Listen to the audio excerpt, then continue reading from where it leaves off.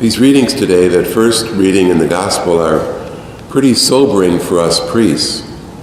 In Malachi, that first reading, God says, "O priests, I will send a curse upon you.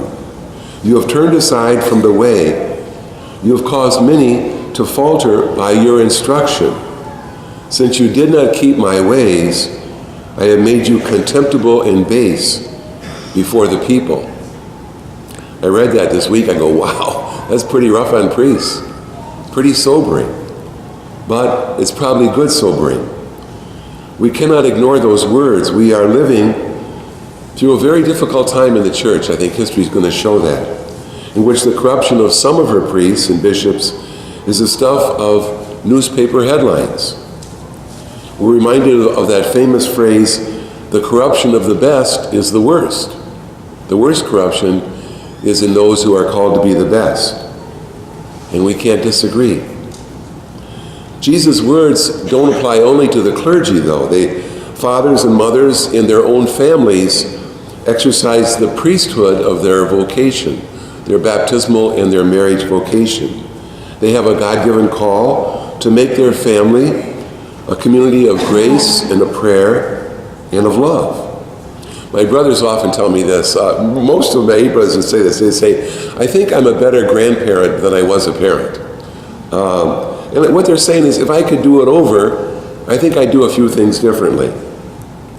I maybe think of, in our grade school, in our parish, we rub elbows every day with wonderful, wonderful parents who are doing a fabulous job with their children.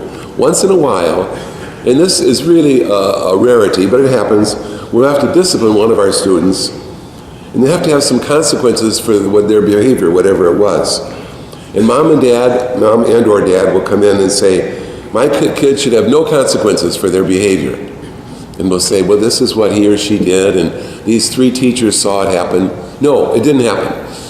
Yeah, it happened. And there should be no consequences. And I have to tell you, at that point, I feel like I'm on the side of the child, and the parents are actually working against their own child. I'm trying to say, no, those should be appropriate consequences for that behavior. Behaviors have consequences. And mom and dad would say, no, there should be no consequences. You should be able to do whatever you want. What kind of a preparation for life is that? The point is, all of us, not just the priests, but all of us in positions of leadership, certainly parents, other positions, there's an important and heavy burden on our shoulders to fill those positions with goodness and love. There's a couple things I think I especially wanted to focus on in our gospel this morning.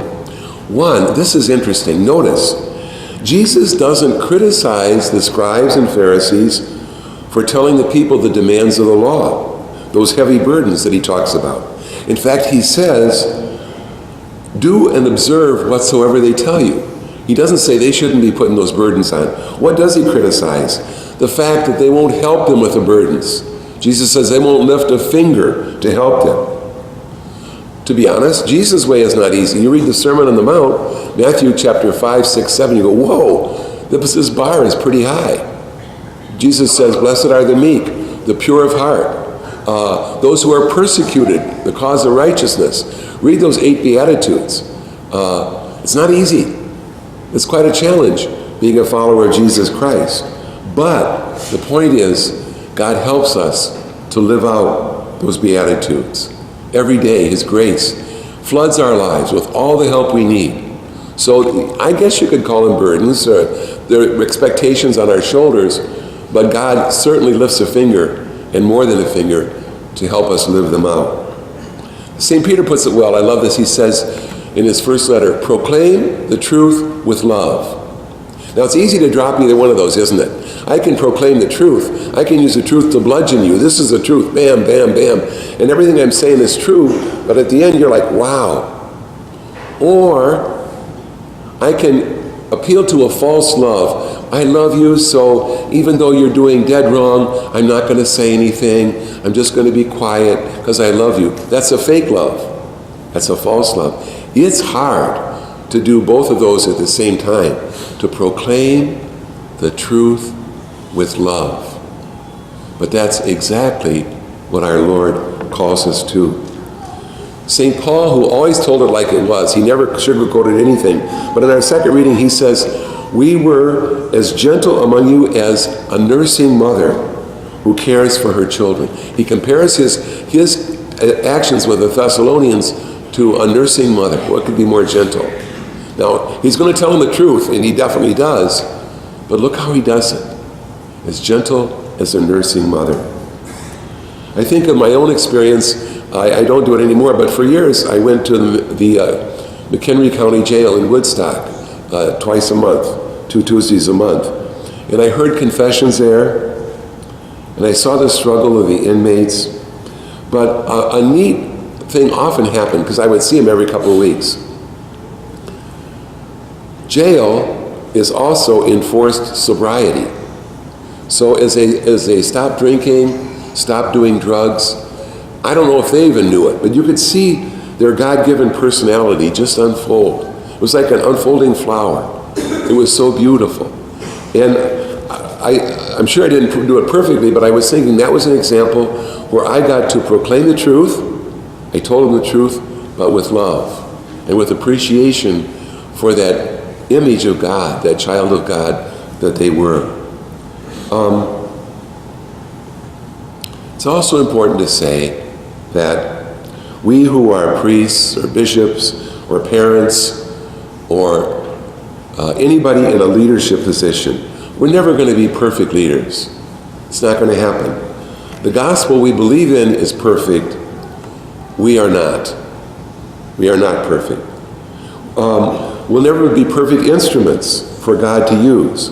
But the great news is he can use us anyway. Even as human fallen beings, he can use us. And he can use us for that incredible mission to proclaim his gospel.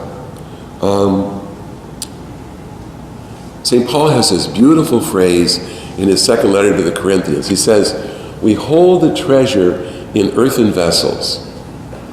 What's the treasure? The treasure of Jesus Christ living within us. The treasure of the gospel he's entrusted with. There's no greater treasure in the world, but we're earthen vessels. We're not perfect. We're made out of clay. So it's like a contradiction, and yet God says, yeah, I know that, but you know what? I want you to go and proclaim my gospel to others anyway. What's that lead us to? I think an incredible humility. Lord, I can't do this without you.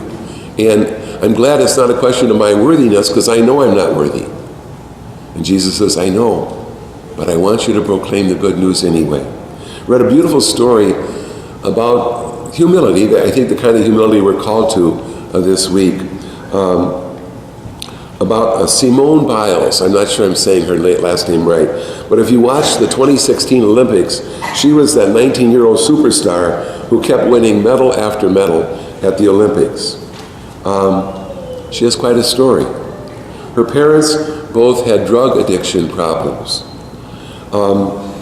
She said her Olympic success came from her Catholic faith, which was taught her not by her parents, but by her loving grandparents. She always traveled, she said, with reminders of her faith. She had a little statue of Saint Sebastian. He's the patron of athletes that always traveled with her. She had a rosary given her by her birth mother. She always recited a Hail Mary immediately before any race that she competed in. She said, those gifts remind me that nothing that I have is mine, that it's all gifts that I receive from God. As a result, she said, I feel only grateful that God has blessed me with athletic talent. Jesus sets the bar high. He calls each one of us to holiness. He calls each one of us to be his messengers in our world. But the good news is that he is with us with his help and grace every step of the way.